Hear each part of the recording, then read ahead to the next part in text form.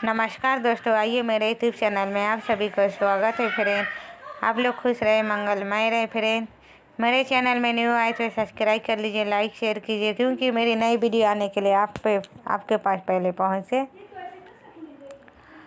सोमवती अमावस्या की पौराणिक एवं प्रचलित कथा। एक गरीब ब्राह्मण परिवार था। उस परिवार में पति पत्नी के अलावा एक पुत्री भी थी। वह पुत्री धीरे धीरे बड़ी होने लगी। उस पुत्री में समय और बढ़ती उम्र के साथ सभी स्त्रियोचित गुणों का विकास हो रहा था। वह लड़की सुंदर, संस्कारवान एवं गुणवान थी, किंतु गरीब होने के कारण उसका विवाह नहीं हो पा रहा था। एक दिन उस ब्राह्मण के घर एक साधु महाराज पधारे। वो उस कन्या के सेवा भाव से काफ़ी प्रसन्न हुए।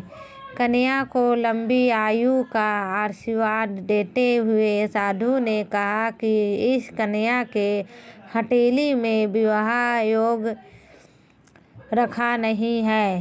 तब ब्राह्मण दंपति ने साधु से उपाय पूछा कि कन्या से ऐसा क्या करे कि उसके हाथ में विवाह योग बन जाए। साधु ने कुछ देर विचार करने के बाद अपने अंतर्दृष्टि से ध्यान करके बताया कि कुछ दूरी पर एक गांव में सोना नाम की धोबिन जाति की एक महिला अपने बेटे और बहू के साथ रहती है, जो बहुत ही आचार विचार और संस्कार संपन्न तथा पतिपरायण है। यदि यह कन्या उसकी सेवा करे और वह महिला इसकी शादी में अपने मांग का सिंदूर लगा दे, इसके बाद इस कन्या का विवाह हो तो इस कन्या का वैधव्य योग मिट सकता है। साधु ने यह भी बताया कि वह महिला कहीं आती जाती नहीं है। यह बात सुनकर ब्राह्मणी ने अपनी बेटी से धोबिन की सेवा करने की बात कही। अगल दिन कन्या पारपत्य काल ही उठकर सोना धोबिन के घर जाकर साफ सफाई और अन्य सारे करके अपने घर वापस आ जाती। एक दिन सोना धोबिन अपनी बहू से पूछती है कि तुम तो सुबह ही उठकर सारे काम कर लेती हो और पता भी नहीं चलता। बहू ने कहा, माँ जी, मैंने तो सोचा कि आप ही सुबह उठकर सारे काम खुद ही ख़त्म कर लेती है। मैं तो देर से उठती हूँ। इस पर दोनों सास बहू निगरानी करने लगी कि कौन है जो सुबह ही घर का सारा काम करके चला जाता है। कई दिनों के बाद धोबिन ने देखा कि एक कन्या मुँह अंधेरे घर में आती है और सारे काम करने के बाद चली जाती है। जब वह जाने लगी तो सोना धोबिन उसके पैरों पर गिर पड़ी।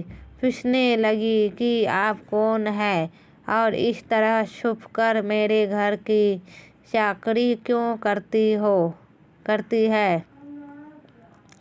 तब कन्या ने साधु द्वारा कही गई सारी बात बताई। सोना धोबिन पतिपरायण थी, उसमें तेज था। वह तैयार हो गई। सोना धोबिन के पति थोड़ा अस्वस्थ थे। उसने अपनी बहू से अपने लौट आने तक घर पर ही रहने को कहा। सोना धोबिन ने जैसे ही अपने मांग का सिंदूर उस कन्या की मांग में लगाया, उसका पति मर गया। इस बात का पता चल गया। वह घर से निराजल ही चली थी। यह सोचकर कि रास्ते में कहीं पीपल का पेड़ मिलेगा तो उसे भौरी देकर और उसकी परिक्रमा करके ही जल ग्रहण करेगी। उस दिन सोमवती अमावस्या थी। ब्राह्मण के घर मिले पुए पकवान की जगह उसने ईंट के टुकड़ों से 108 बार भौरी देकर 108 बार पीपल के पेड़ की परिक्रमा की और उसके बाद जल ग्रहण किया। ऐसा करते ही उसके पति के मुर्दा शरीर में वापस जान आ गई। धोबिन का पति वापस जीवित हो उठा।